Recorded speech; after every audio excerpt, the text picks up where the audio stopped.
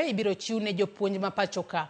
Ma en achiel kuom singo matara ma jopuonj owuok godo e romo manobagi kod jatend piny William Ruto e kar jot mare Nairobi. Ruto bende osingo mar keto lokruok mowinjore e okumba mar thieth mar jopuonj masani jopuonj ywak ni ok tinegi kaka owinjore. Simfros Okinda nigi ler. Kawuono ne akwadha mar jopuonj, jotendgi kod jokanyo mamoko e sekta mar somo mar limo jatend piny William Ruto na yudo bath kek margi e kar jot mare Nairobi. Kido mopogore mag jotend jopuonj noyuoro e romono gi geno mar yudo konyruok ne osigo mapek masani okwako sekta mar somo. Gino jatend piny noyawonegi bug singo kendo ler achiel kachiel gigo mobiro timo e wi achiedh nade ma jopuonj kadhe. Walimu wanaenda kufanya nini State House? Mbona hii mkutano inafanyika State House? Mbona sijui nini, maswali mingi? Mimi kwa sasa ndio mwenye hii boma. Ndio. Kwa kibali ya Mwenyezi Mungu na kwa kura zenu. Si ndio? Na mwenye kusema nani atakuja hapa na nani asikuje si ni mimi. Sasa nikisema walimu wakuje hapa kuna maswali. Iko maswali. Ewi listi mar singo, jopuonj koro ibiro miya atamalo 20 mag ute manengogi oyueyo mondo resgi e chulo udi ka jatend piny bende osingo mar rango wach mar medo jopuonj osara. Teachers contribute 13% of the whole kitty. Teachers contribute 900 million shillings every month. Sawa? Is it every month or every year? Every month. Sawa? And so, because you contribute 13%, sawa, we have said that your request that 20% of the units, because of the job you are doing, we don't want to say 13%. We have said instead of 13% being allocated to teachers, let us allocate 20%. Ruto manonyiso il mare kod jopuonje moko ni osebedo katiyo kod sirikande yo makare bende osingo mar keto lokruok e okuma mar thieth mar jopuonj. Civil servants is 98,000, meaning you pay more for every visit than what others pay. So really, good people, we cannot continue with this medical cover the way it is. You agree that we review? Sindio? We review. And we make sure that it is in tandem with what others are getting. Bedo sirikal monge kod keto singo mathoth gi ok chop kare, jopuonj koro biro mana rito mar neno poni weche gi duto biro chopo kare. Simfros Okinda, Ramogi TV. Jatend piny William Ruto koro wacho ni tich mane okuongo timo kano ka otelo kaka jatend piny ne neno ni uchumi ni kare. Koloso e kar jot mare bore Nairobi, Ruto wacho ni nochuno mondo ka okenge mowinjore kaka duoko piny budget kod rido yore mag tiyo kod omenda. The first assignment that I had to undertake on behalf of the people of Kenya when I was elected is to stabilize the economy of this nation. And it was necessary for us to tighten our belts.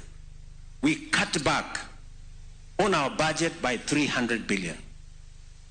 We had to stop fuel subsidies. We have to stop unga subsidies. We had to stop many things. And I did make those decisions. And it wasn't easy. And they were painful.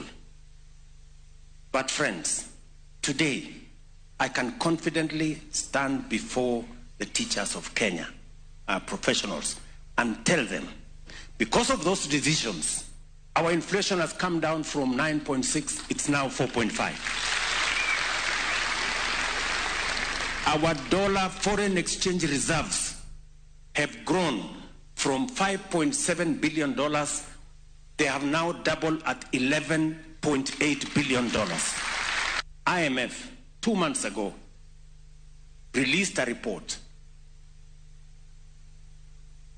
which showed that Kenya had overtaken Angola, had overtaken Ethiopia. Kenya is now the 6th largest economy in Africa. Jatend piny William Ruto ne ochamo muma kod singo mar kelo lokruok e siasa ma pacho kae. E kinde kampein mage kod tok ka otelo, Ruto ne onyonore ni kata nade okobitimo mosruok kod mora kod ogai mar ODM Raila Odinga. Telo mar Ruto osekalo e auka mag siasa chakre ng'anyo mag Azimio e kwedo loch mare, ng'anyo mag Gen Z, pogruok kod jalupne machon Rigathi Gachagua e kind mamoko. Jafwambo marwa mar siasa Chris Owino kolonwa chal mar siasa e bwo tend Ruto. Toka otelo ka jatend piny Kenya mar abich, jatend piny William Ruto ne osingo mar kelo lokruok pacho kae e weche mag telo, weche mag siasa kaachiel kod ochumi. Chenro mare mokwongo mar kelo lokruok e weche mag siasa pacho kae ne en tieko weche mag mosruok bang' yiero maduong' kaka yo mar nyayo telo makare kuom bedo gi kweth mobalo kod sirikal motegno mar keto sirikal tesre. Jeshi mkuu wa majeshi ya ulinzi ya Kenya. Thuolo machuok bang' kao telo, tend William Ruto ne ochomore tir kod auka mar Azimio mar kwedo yiero mare, idho malo e nengo chiemo, pek mar ngima, medruok e osuru ma ijuogo jopiny kod onge mar tich e kind rowere. Kuom thuolo mar dweche 4, boma maduong' ma Nairobi kod gwenge mamoko ma pacho kae, ng'anyo mapek ne okwako piny kendo kelo tho mar ji mohewo 50, kethruok mag mwandu kod ohala kaachiel kod liet mar siasa. Azimio ne onyonore tend William Ruto nyaka duok piny nengo chiemo kod pek mar ngima e kinde ma sirikal to ne oramo ni onge ng'ato mabiro nyisogi kaka onego gita sirikal margi. Bang' chung' motegno kod goyo kor, ogai mar ODM Raila Odinga kod jatend piny William Ruto ne ochungo ng'anyo kendo miyo twak thuolo kokalo e chenro mar NADCO e karo maduong' ma Bomas of Kenya. Twak mag NADCO ne okweyo liet mar siasa kendo miyo Ruto lwasi mayom madhi nyime kod keto singo mane omiyo jopiny. Kapok buru mag ng'anyo mag Azimio oduono, auka mapek mipimo kod hurricane ne omonjo piny Kenya kendo yiengo tend Ruto radar. Rowere mag Gen Z ne obago ng'anyo mar tipo kendo monjo kaachiel kod wang'o od bura e kwedo chik mar omenda mar 2024. Obila ne orakore kod Gen Z kendo weyo ji mohewo 40 ka owito ngimagi kod ji mamoko mathoth kod hinyruok. Gimomiyo ng'anyo nitie nikech ne ok winjgi. Nobody was listening to these people. Ng'ama ne winjogi onge. To nyaka president winj gima ji wuoye, gima ji wacho, dwach ji nyaka winji. Mane maduoko ng'anyo piny. Wach mar finance bill. Ji nokwere ni finance bill ok wadwar. To thungo ji e bunge. Ok mano onyuolo gini. Bang' neno ni yie mare dhi nimo kaluwore kod sinani mag Gen Z, Ruto ne ogoyo bade piny kendo wuoyo sirikal mare kaachiel gi rwako jotend migepe mag duond bura mar ODM e piny owacho mar Manywanda. In line with the powers given to me by Article 1521 and 1525B of the Constitution and Sections 12 of the Office of the Attorney General's Act, decided to dismiss with immediate effect all the Cabinet Secretaries and Attorney General. Okang' makamano ne en ataro kod chung' mare e kinde mokalo ni ok obi rwako kweth mabalo e piny owacho mare. At least bang' mosruok, bang' kelo sirikal, kelo ng'ato ka ng'ato maya kamora mora together. Miyo ng'ato nyalo bedo gi oganda moko nyalo bedo gi feeling ni gin achiel e sirikal mantie no. To mano e gima onego bedi kaka kawa manyo unity mar sirikal. Tiende ni bang' kura korumo, ji te biro kaka oganda achiel. Pogruok mosebedo king'iyo kura mosekalo go te, kichako gi Kriegler report, ibiro nyaka NADCO report, en ni ji are bitter or majority bedo bitter nikech gipani owegi oko to wegi oko nyaka chi. Bedo makoro ODM obede sirikal ni onge gimo konyo nikech problems mag jo Kenya pod dhi mbele. Kiwacho about unemployment, pod wan gi unemployment. Pesa mikwale Kenya katiteri kano oko, mago por timore atima under their watch, under the watch of ODM gi sirikal. Kar bedo yath mar midhiero mage, okang' mare mar gwelo josiasa mag ODM e sirikal mare ne onyuolo midhiero machielo kendo kelo gwandruok e kinde kod jalupne machon Rigathi Gachagua. Had the National Intelligence Service briefed the president 2 months ago about how the people of Kenya feel about the Finance Bill 2024, so many Kenyans would not have died. Property would not have been destroyed. Offices would not have been touched. There would have been no mayhem. But they slept on the job. Kata odoko ni gwandruok margi ne osebedo kadhi nyime e yor apiny, pogruok margi ne oyangore e lela bang' Gachagua twak kod jofwamb weche boma Mombasa kendo wacho weche mopogore kod chung' mar William Ruto e wi ng'anyo mag rowere mag Gen Z. Ywaruok makamano ne odhi nyime kuom thuolo machuok e kinde mar Rigathi Gachagua ne rem yuoro e romo madito mag sirikal motelo ne gol mare e apisi dwe mar 10 higa mar 2024. Accordingly, His Excellency Rigathi Gachagua, EGH, ceases to hold office. Bang' jo od bura thicho oko Rigathi Gachagua, midhiero machielo ma William Ruto ne ochomorego tir ne en ng'ado buombe Gachagua kaachiel gi hoyo chuny oganda jomasawa mane omiye ombulu mohewo milion 3. Gachagua ne namba 2 mar Ruto. To en owuon ema nodagi ni onge ng'ama donjo e sirikal kopogore goganda mar jatelo jolang'o. Mane adier mantie. Ka ng'anyo gi nowuok ne wane Kenya ka Nyasaye nomiyo pod omiyo ngima mar vijende gi. Aparo ni kaka namba 2 mar jatelo nonego bed piny gi many yo kaka gikonyo. Sama ji osetho e ng'anyo machal kamacha, tiende ni un jomotelo ema wang'iyou mondo nyiswa gima timore, mondo nyiswa kaka usort problems mag oganda mang'anyo, oganda monegi. Nogolore ka Ruto golo chiwo twak mare State House, en nochiwo mare Mombasa. Mane pogruok manan nakwongo neno gi jo Kenya mamoko. Ok apar nitie yo mane giwinjre go nikech ne gidonjo e sirikal ka nitie gik mane giwacho ni gibiro timo ne jopiny. To ka ng'ani olokore koro timo the opposite. Donge Gachagua ne nigi haki mar wuoyo. Koso nudwa ni ng'ama wachnu gigi. Ka gima nusingo rundu butimo ne jopiny. Koro ilokori ok idwa timo. Ng'ama nonego wuoyo wacho. Koro Gachagua was right to speak out. Girieko mare Ruto ne ogwelo Profesa Abraham Kithure Kindiki kaka jalupne manyien kendo duoko lemo makamano gwenge mag Masawa e okenge matemo bero osiepe kinde kod jomasawa. E buch 10 migepe mare manyien, Ruto ne ogwelo moko kuom josiasa man kod lony malach mawuok e gwenge mag Masawa kaka Lee Kinyanjui, William Kavogo, Mutahi Kagwe e kind jotelo mamoko. Me God, so help me God. Ruto bende osebedo kaluorore gwenge makaluo imbo mar Kenya kadho wadh nam chumbi kaachiel gi Nairobi e sero johera mag Raila Odinga kaachiel gi chwalo chenro mag dongruok e gwenge makamago. Tok ka otelo, Ruto osebedo kayudo seyo ne ojwang'o jo ohala matindo mong'ere kaka hustlers mane osingo mating'o malo e yiero mokalo. We will not succumb to the blackmail of one term. Kaka yo matemo nyisogi ne odhi mane safar machuok to oseduogo, Ruto kod jalupne Profesa Kithure Kindiki ne ochako chenro mar romo kod joma mine, johala matindo kaachiel gi rowere kendo miyogi kony mag omenda kaachiel kod gik timo ohala. Dak notimo 2 years ago, ang'o miyo time sani? Ok ong'e ni yiero biro next year. Campaign chakore 2026. Emo mineno kaka koro timo ma. Nikech ni very desperate. Nikech Mount Kenya osewito. Nairobi osewito. Ukambani osewito. Western Kenya osewito. Jonon siasa wacho ni mano en okang' matemo duoko rowere kod joma mine e ukapu mare motelo ne yiero maduong' mabiro. Chris Owino, Ramogi TV, Nairobi. Higni 3 koro nyaka ne William Ruto kautelo kaka jatend piny Kenya.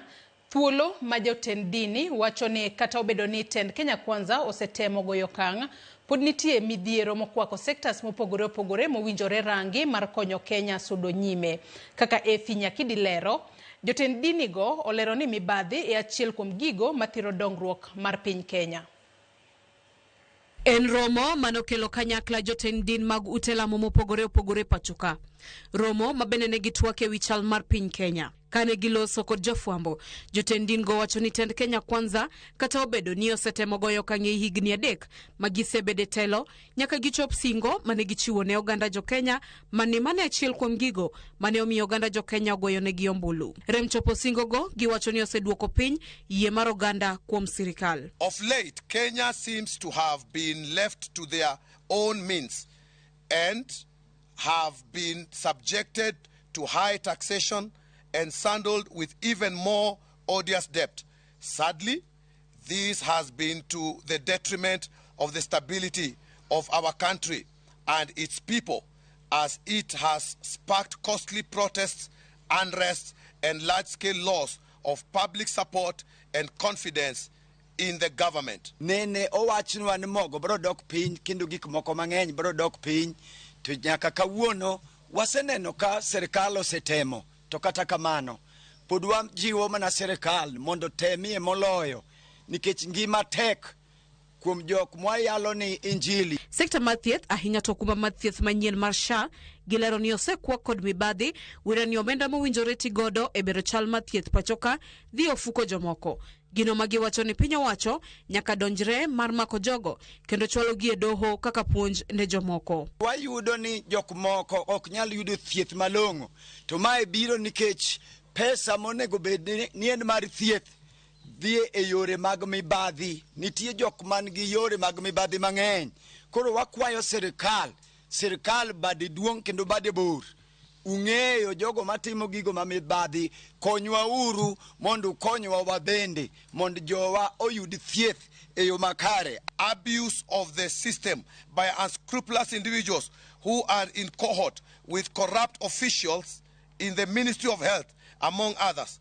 All these issues, coupled up with the inadequate public sensitization and lack of transparency. E sekta mar somo, jodologo oseyo bedo ni nitie skunde manyawawa mayudo omenda kowuok kuom piny owacho. Ma e kinde ma ywak osebedo ni omenda mowinjore kony tayo chenro mag skunde deko kendo ok chwal e kinde mowinjore. Nyasaye mondo dojie chunyu kaka jotelo mondo konywa kendo pesa mondo donjie skul e seche mowinjore. Te wach mar skul ni nitie skunde moko manie wi yamo ginie wi luasi to giyudo pesa na wale ambao wanafaa kusoma jamani jomonego beni somo ok yud pesa. Koro wakwayo serikal mondo ukonywa mano. Jodologo bende oseyo dwaro mar medo thuolo e bedo e apisi kaka thuolo ma jatend piny ka giwacho ni josiasa owinjore sani rangni to gin yore mage maginyalo cholo godo dongruok mondo mi kik oganda doge yore mag ng'anyo. Efinya Kidi, Ramogi TV, Nairobi.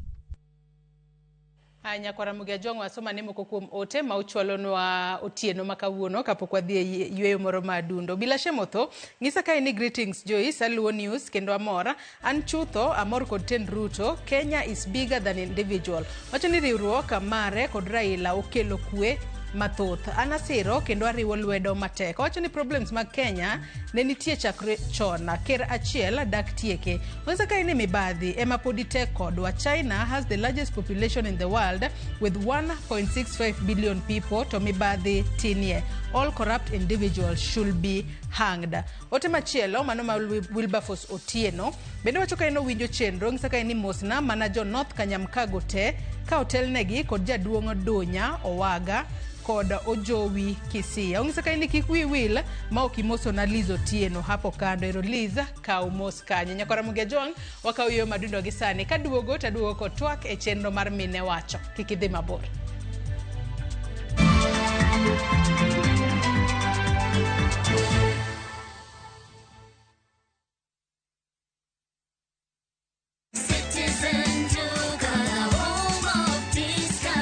No queues, no heavy bags, no stress. Just shop on citizenduka.com and get everything delivered at your door. We deliver across Nairobi, Kiambu, Thika Road, and beyond. Shop now on www.citizenduka.com or on the View Sasa app.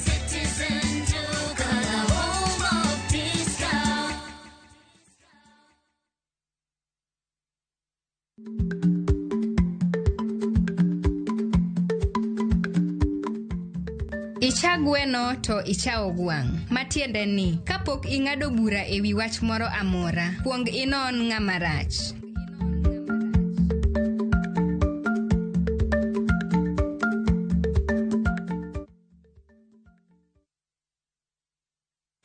Saa zingine mambo kupata bila plan. Gas ndio imeisha, landlord akuache upumue, mtoto ni mgonjwa na bado ni mid-month. Usijibox kwa noma.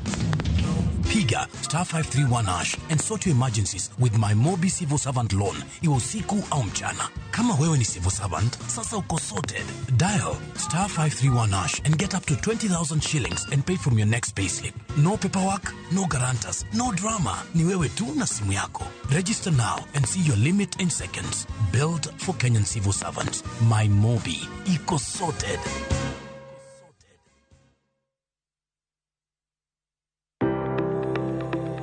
Ringreni wuoyo, to be ichiko iti, en aonda, rem mora mora, en ranyisi ni ringreni wuoyo kodi, e penj laktar, walero weche ma ringreni temo nyisi, ka wakelo ni paro mag jomolony, to wacho ni mondo mibed gi rageng' maber nyaka bed ni chiemo makare, nikech askeche gi iloso kuom chiemo makare michamo. Paro manyalo reso ngimani. Kochopo kar food allergy kae, to kinga ma del ma ng'ato chako gore gi chiemo mochamo. Kod weche mag thieth mayudore achiel kachiel kuom joma olony. Nyalo bedo ni ng'ato nigi ratil man malo. Koro konyono to onyono to choke cartilage ka toyore konyono nikech ratil mare man malo. Mano nyalo miyo bende ng'ato nyalo yudo arthritis no. E penj laktar gi Ruth Otieno, wuok tich nyaka tich abich, saa 12 odhiambo, mana e Ramogi TV.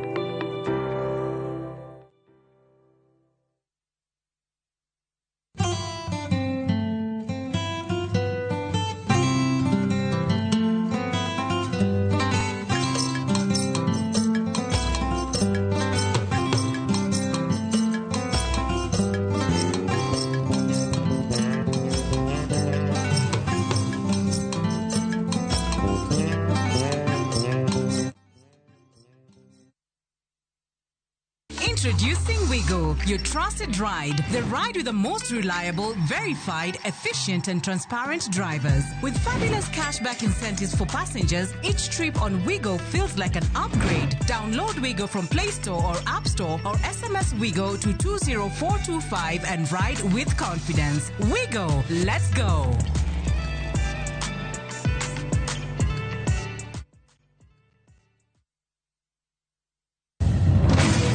Beikori mar doke pacho, kama sigen ni lero gimor kod sunga mar luo.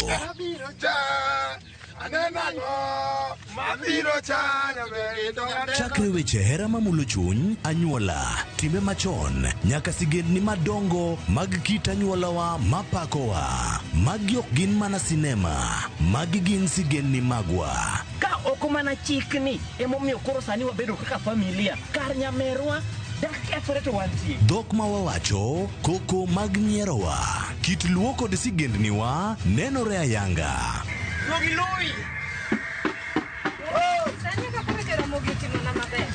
Winam Cinema, Jumapil ka Jumapil, saa 2 kod saa 4 mar otieno, mana e Ramogi TV.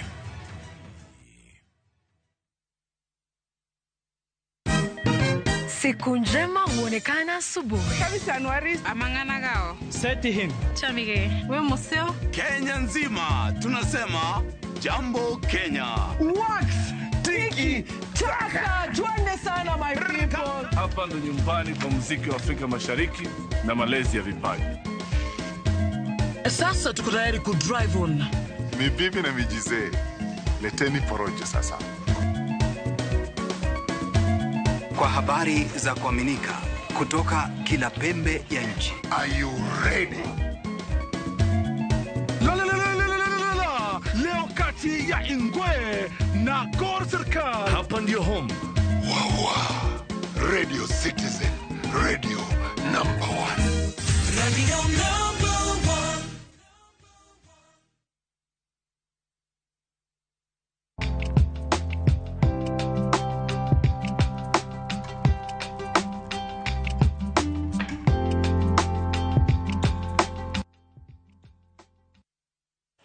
1. Anyakwara Mugia Juanga higni adek koro mar telo mar jatend piny Kenya William Ruto penjo ewi thuolo ma mine osebedo godo ahinya to bede paw siasa kata e kuonde ma koro gitele mopogore opogore pacho kae osebedo e yo machalo nade. To bende jatend piny Kenya William Ruto osetemo goyo kang' mano mar chopo dwaro mar 2/3 gender rule kaka katiba ma pacho kae yango kose oyo. Mane momiyo otieno makawuono e chenro mar mine wacho wadwa twak otudore kod thuolo mag mine e telo mano mar jatend piny Kenya William Ruto. Antiere kod wendo mabobedo katudore godo achiel kachiel kokalo e yor lony manyasani mar Zoom ka intiere e kaunti ma Siaya. Mano Dr. Agnes Salome Awuor, jatatije mar Hekima Kaka Society. Oimore Dr. Agnes, iriyo nade ka intiere kaunti ma Siaya otieno makawuono. Dr. Agnes.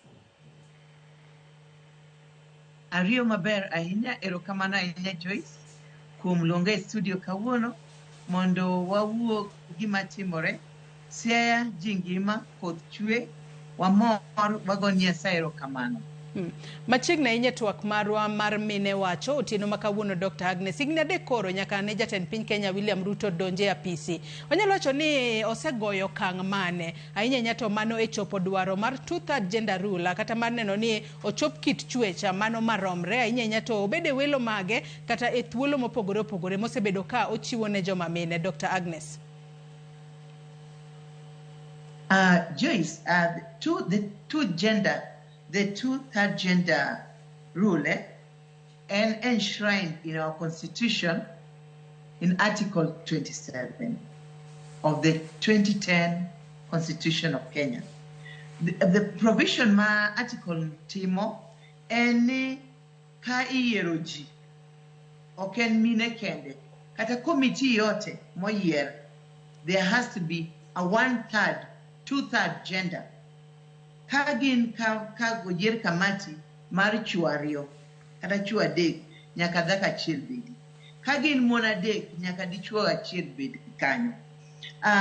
On all elective positions, bed government appointments, mar Senate, bed appointments make parliament nominations, bed nominations make MCAs, county assemblies, bed appointments on boards, but even ambassadorial appointments. Nyaka gin notimre. President Ruto mane obed kapok oyiere nowacho ni koyiere to form committee in 90 days mabo ng'iyo the implementation mar 2/3, the 1/3 gender, the 1/3 gender rule. Lakini osetemo, but I have not seen that committee being formed.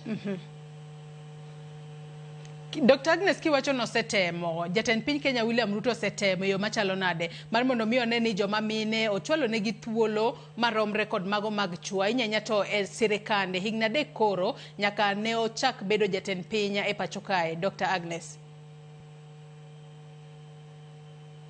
Adwa wacho niya, awacho ni Ruto osetemo nikech waneno ka boards miyiero ji tinde boards go ok gin chuo lilo to gin mine kende. Mine yudore board ka board ma Ruto oseyiero.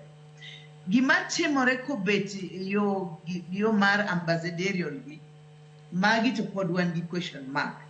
Kata appointments moko make kaka CSPS nwaneno no temo matin, lakini chuo pod ohingo mon e appointments gi. To gini nyaka ong'i maber nikech gini en enshrined in the constitution to en owuon no promise no botimo.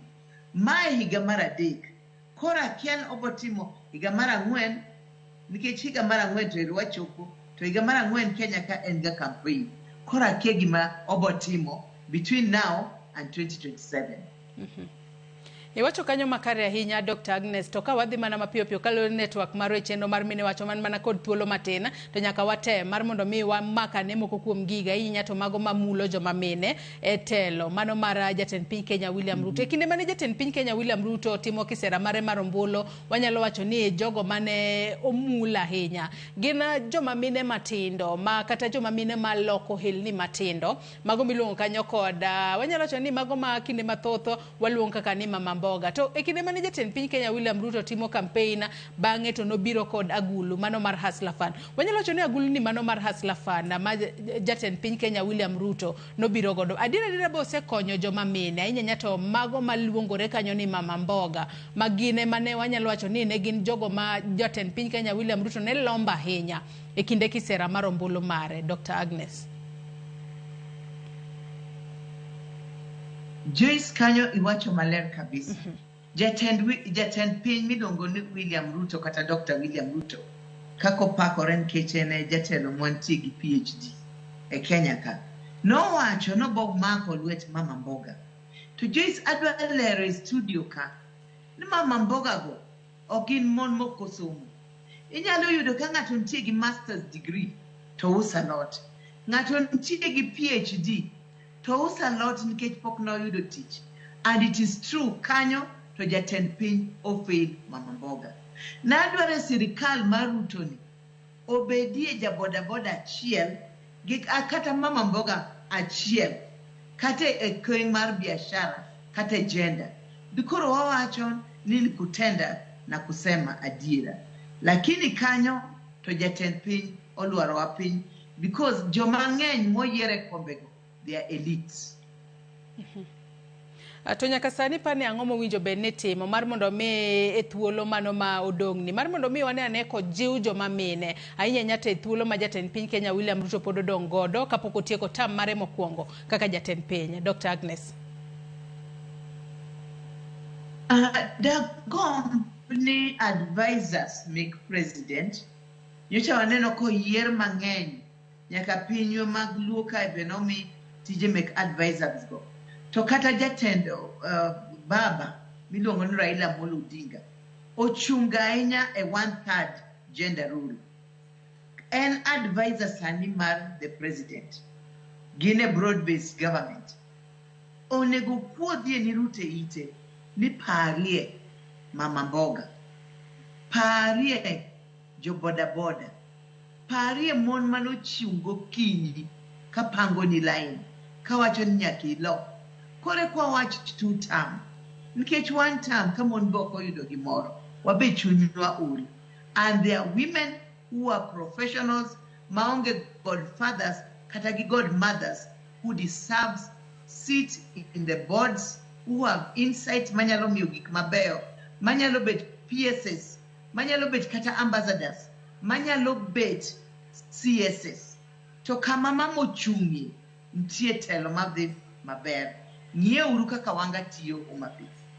Okwamie mon moko bedo shine, kato outshine jomoko. Mano e pacha makawuono. To kopogore kod mano ka wang'iyo weche manyalo wacho ni gin sectors mopogore opogore waneno kata kaka ere thuolo ma seche moko semi joma mine obede wechego mago mag yudo thieth mano ma nengo ne ber wechego mag bedo koda kata paro malew ahinya nyate kuonde mopogore opogore. Tadwa ni wang'iye wechego mago mag thieth nikech wang'eyo ni wechego mag thieth ma ahinya mulo joma mine mapek e kinde mag dhi e ute thieth kacha ka gikonyore kata e kinde mag nyuola. Bende sirikal nosichiwo thuolo makare ne mine mar mondo mi e kinde ma ka gidhi e osiptal to giyudo thieth makare kendo waneno ni waduoko piny kata kwan mag mine ma seche moko wito ngimagi e kinde mag dhi e osiptal nyuol. Dr. Agnes. Joyce iwacho maber ahinya. Kochoko ka wuoth thieth ka kadira dier mine thagore. And kaka nen chon chi Uhuru Kenyatta ne ringo gi gimoro maniluongo ni Beyond Zero. To ka ministry ka kata ministry mar health okado wacho marach. Miyo do bedie kanyo. Nikech miyo ema winjo lit ka nyathine tuo ka jaode tuo kata enemo winjo lit maduong' ahinya. To parni Dr. Agnes parni kinde ka ng'adi matin jo shan nyaka bed king'iyo matek. Ka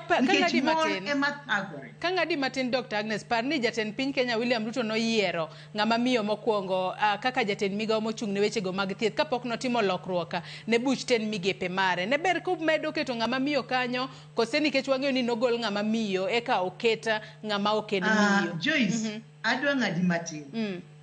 Inyalo keto ng'at mamiyo to penjrie ng'at mamiyo ni moketni, does she have the proper qualifications? Does she have the proper experience of running a ministry? Okay, miya nikech in ng'at mamiyo. In ng'at mose run government. Have you served as a public servant? Nikech nitie jomamiyo mose bete ministry kanyo monge kaka help dhi mbele. To kawa kan koro en ng'at mamiyo nikech maybe to have a godfather somewhere timi kom. No. Let's take people on merit for positions in government. Matine ne winjo be ni miyo ng'ato telo kata kom kaluwore kod kit lony mare. Kata kamano thuolo mane ma winjo mano iwacho kanyo makare ahinya to seche moko mage mabeyo to mage maricho ma seche moko setimore nikech sani jomoko sebedo ka wacho ni etelo mano mar jatend piny Kenya William Ruto ema seche moko waseneno kata Attorney General mano ma ng'ama miyo to kendo en ng'ato mawuok e oganda mar Luo. Mago moko kuom gigo mwanyalo gone poch kaachiel kod pak kosenang'o Dr. Agnes. Adwa go nitie gik ma Ruto setimo maber. En dhano. To obo temo kaka dhano. To loch piny ni inyalo manye. To sam miyude onyalo bagi. Nikech serikal ok yot. Lakini osetemo. Otemo waneno kotemo nyocho timo ni Harambee Stars gik maber okonyo jopiny. Sane neno koluongo kawuono luongo jopuonj odwa winjo jopuonj. Osechako bet piny owuoyo gi governors. Osechako wuothe piny koneno gik moko. Lakini matut adwa no winjie Mama Mboga obedie piny gi vijande owinj Gen Z gima giwacho. Nyocho luongi momigi gik moko. That does not add up. Nyaka giwinj gima jogi wacho. Nyaka giwinj pain mar jogi. Oko miyo gik moko ok solve problems. But when we dialogue respectfully, mano konyo ji duto. Ingisa ni thuolo marwa mano miwo otieno makawuono Dr. Agnes oserumo. Wachni mogik kotudore koda gino ma uwinjo bed ni timo ahinya mar ting'o malo kata jiwo thuolo mar mine telo mar jatend piny Kenya William Ruto ahinya to higni 2 makoro pod odong' godo ka entiere telo. Ka watieko Dr. Agnes. Adwa gono jatend piny William Ruto no setemo a 1/3. Lakini this thing and proper agreement city. Abo kaera en mon mondo mikombe. Adwan mon mondo mikombe ma merit. To mon be oyud gi political space kata public space maginyalo nyagore gi chuo mondo giyud nafas. To nyaka space no bed created. Nikech an aseringo siasa. Ang'e kaka siasa tek ni mine. Ang'e kaka inyalo yanyi maketh nyingi. Lakini ka serikal oketo kikwinyo miyo maringo tiketi iye. Nyaka wa have respectful languages. Kata miyo be nyaka bed gi respectful languages. To awacho ne 1/3 gender policy has not been implemented. And prayer mara ni before the end of this term, Ogaira Raila Amolo Odinga, Giruto in the broad-based government, they can have a generational discussion on 1/3 gender policy. Mane makwaya. Erokamano ahinya Dr. Agnes Salome kuom kawo thuolo mar otieno makawuono mar mondo mi bed kodwa e twak e chenro mar mine wacho. Nyakwara Mugia Jwang gi kanyo wachopo gode giko mar twak mar e chenro mar mine wacho wakawo mana yueyo madundo gi sani bang'e taduogo koda weche manyien mamoko. Kik idhi mabor.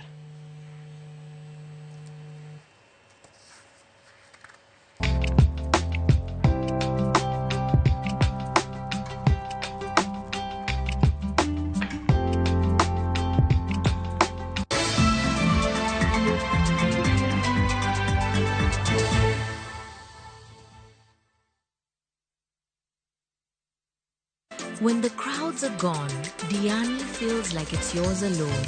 Rediscover romance with sunset dinners by the ocean. Dance and laugh with your crew on the white sands. Or simply breathe solo as the waves crash softly at your feet. This low season, experience the beauty of Diani from only 34,300 shillings for 3 nights via SGR. View Travel makes Diani's magic more within reach. Book today and enjoy the ease of Liva Pole Pole. Visit viewtravel.com or call 0703 254 254. View Travel. Dream, explore, discover.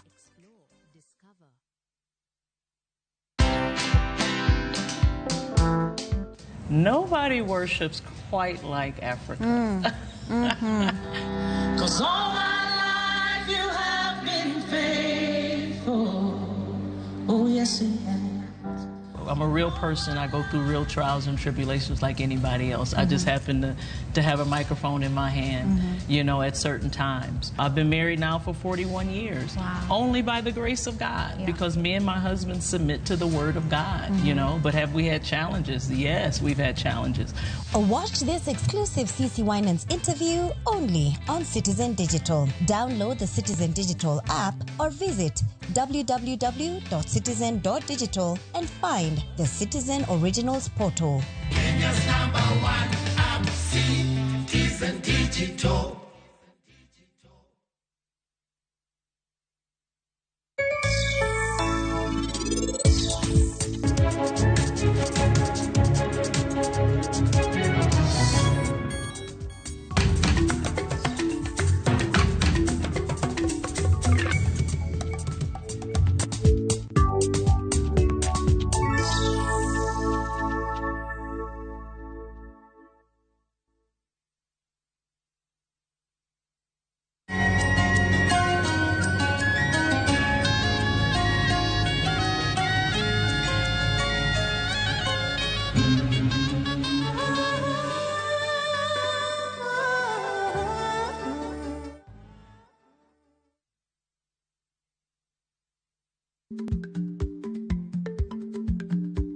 Chako chon loyo dhi kajuoga. Ma tiende ni bedo gi ikruok momondo, geng'o masiche kod midhiro mang'eny mabiro e ngima dhano.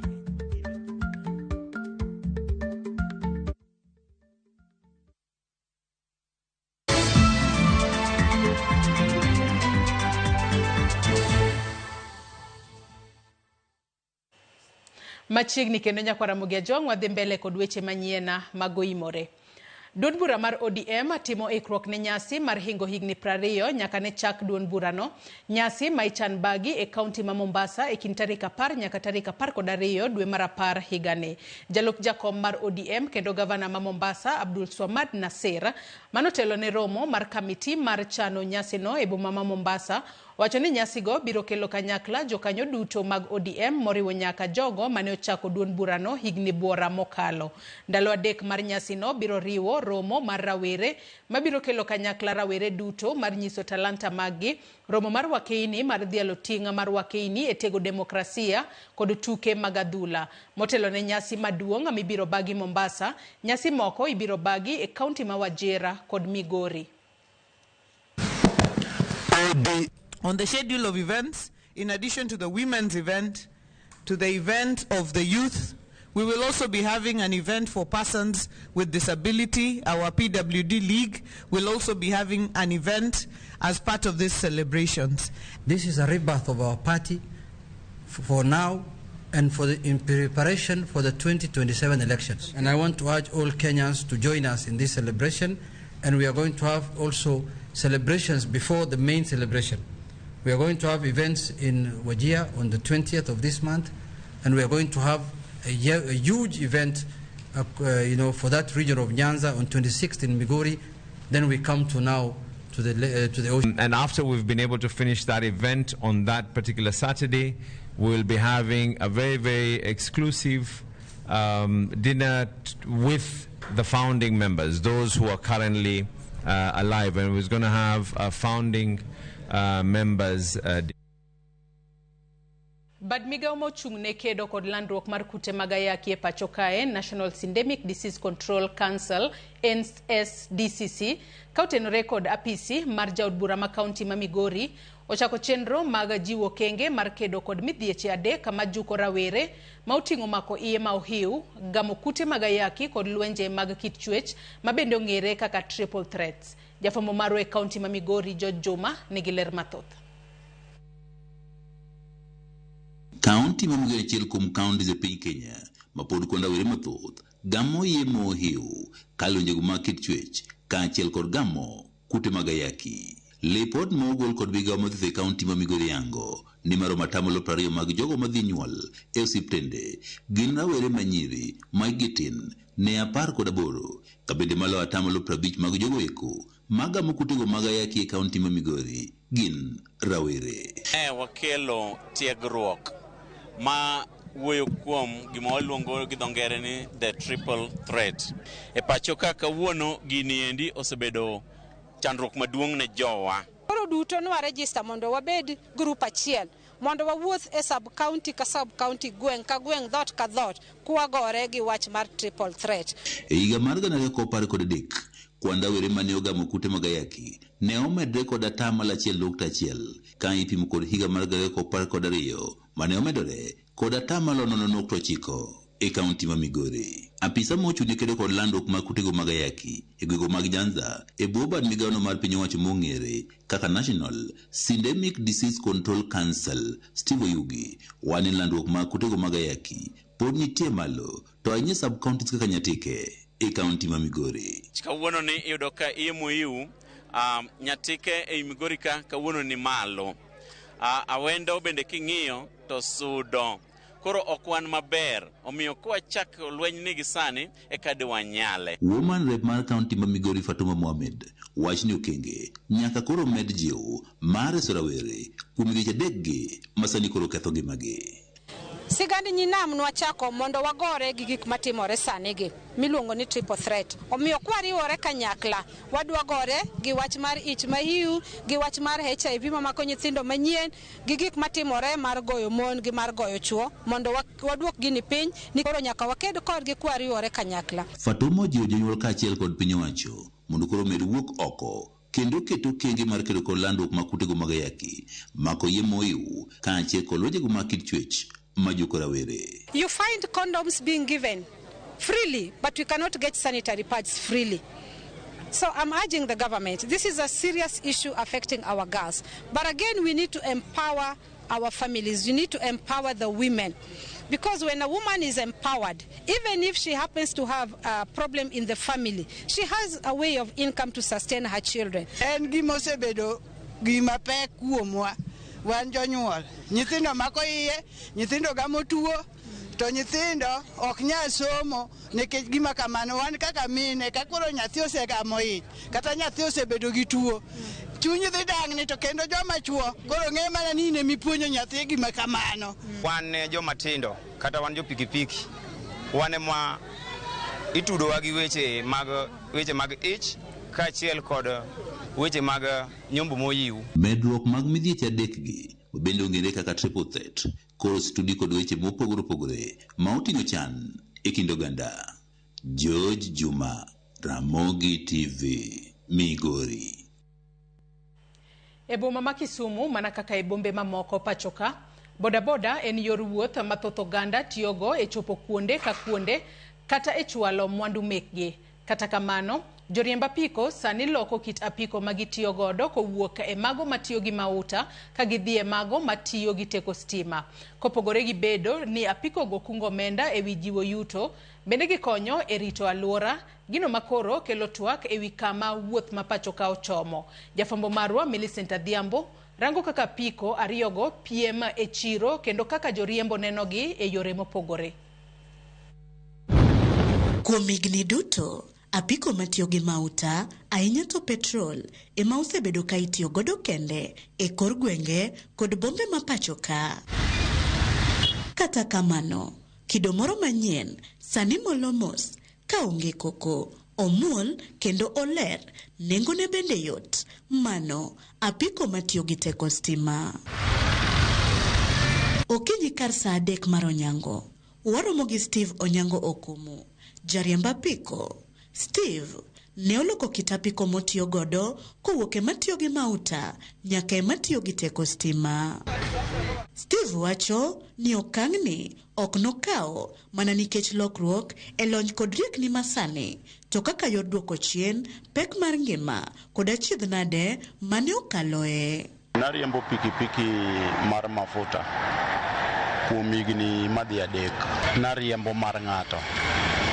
Koro kaka ne pikipiki ni obiro, nabet piny maneno ni ber mondo ariemb gira. Ondamo makama, Steve wacho ni osekelo ne yot e yuto mare kaachiel kod kit dak mar familia ne. Gino ma olero ni miye yot mokalo e kungo omenda. Asetiko kode wige 2 gi ndalo 4. To ka pime gi pikipiki mar mafuta, ober. Nikech pikipiki mar mafuta, in a day nanyalo olo fuel mar 700. 700 idwa chiemo, idwa chulo ot, in gi nyithindo bende mipuonjo. To pikipiki ne chakre nyoro koka na swipe gokinyi gi 249 ne adwa tiyo go nyaka saa 4 otieno. Ewi mano, oyango ni rito apiko stima yot mokalo kipimo kod apiko mar mauta. Mar petrol iloko oil, iloko ne plug. Mae onge gik miloko ne mang'eny. Gimiloko kae kende en mana brake pad kende miloko. Inyalo dhi every 1 month tidhi timo ne maintenance e kambi nikech fundewa maoko gi pod okelewa. Kopogore gi mano, apiko matiyo gi teko stima bende olero ni konyo e rito alwora kaluwore ni ok ogol iro kaka apiko mar mauta. Pikipiki ni ber, orito alwora nikech moro chagolo iro. Moro chagolo iro, matine ne rings ge korumo to golo iro. Ma onge wach moro ni loko rings, orito alwora wa. Kata kamano, gimora mora nyaka bed gi pek makorka kore. Buoye ne piny ma kiriembe kuma portals ntiere rough road ok oyie ni mar dhi matek nikech buoye ne piny ibro muko gik mane buoye go. E kinde ma Steve sani koro apiko stima miyo ogoyo ohala mamiye yuto makare. Jowetene ma pod riembo apiko mauta to yude matek. Waromo gi Evans Ochieng Okoth ma oseriembo apiko matiyo gi mauta kuom higni 3. Olero kaka wuodhi osebedo gi apiko ni e kinde manengo mauta bende osiko idho piny maru. In a day atiyo gi gimoro 700 shillings mar mafuta matiyo go daily. Then every 2 weeks I need to change my oil, which is 520 per liter, and give brake pads malok every 2 weeks, that is 300. Mapoki keto labor mar fundi. Kendo smoke kabisa. Makene mbele nito samoro nyalo kara suffocate. Bijok ma are very asthmatic. Nevans, kwan makama ni malo, kendo juolo wich, ka kinde, pogo yuto mare e chulo ot, tero nyithindo e skul, to kod chiemo, ok yot, kaluore gi pek mar ngima. 700 per day, that's roughly around 21,000 per month. Ida chulo ot 7,000. Idwa ni chiem, pikipiro be fuel lo be nyake go, kech fuel ne makelo ren, ne makelo chiemo. Gi sani Kenya mwadake makawuono fuel en piny kinyo mede. Oinyowa kaka joma tiyo gi fuel. Evans kuom mano, yango lek mare mar biro dar e apiko mauta kendo chako tiyo gi apiko maringo gi teko stima. Jeni chaje ife battery 290. 290 no, inyalo tiyo go until the whole day. Ma idoka isave gimalot. I'm planning for that. Ni happen there by the end of this year, around December nyalo bedo kode. Mana kaka Steve, Evans bende neno midhiero moko magapiko manyien ni. Reduce the number of guarantor from 4 to 2. Once you say provide the chairman base, you say to provide certificate marumar base photocopy, you are a member of that base. Mondo me gino bedneji mayo. E sama koro Steve dhi nyime kod riembo apiko mar teko stima, en gi geno ni e kinde mabiro joriembo duto biro dar kendo riwore kode e riembo manyangafu masani entiere ni wach mani osir kod Evans. Kora ajiji mondo wakau wadonje uru pikipiki ne mondo wakau uru pikipiki ne wabro neno berne. Another thing, 25,000 is still more. Giduok up to 20 kata 15 kabe. Mondo mi jo mang'eny odhi e ngima mar electric bike. E sama mor ka mor mar injin biro gi sigana mare mopondo mar siniani, geno to kod lokruoge e yore wuoth pacho ka. Piem masani nitie e kind apiko mar stima kod mano mar mauta medo yarore. Penjo to pod en ni lek mar lokruogni dhi nyanyore mapiyo karang'o. Millicent Adhiambo, Ramogi TV, Kisumu County.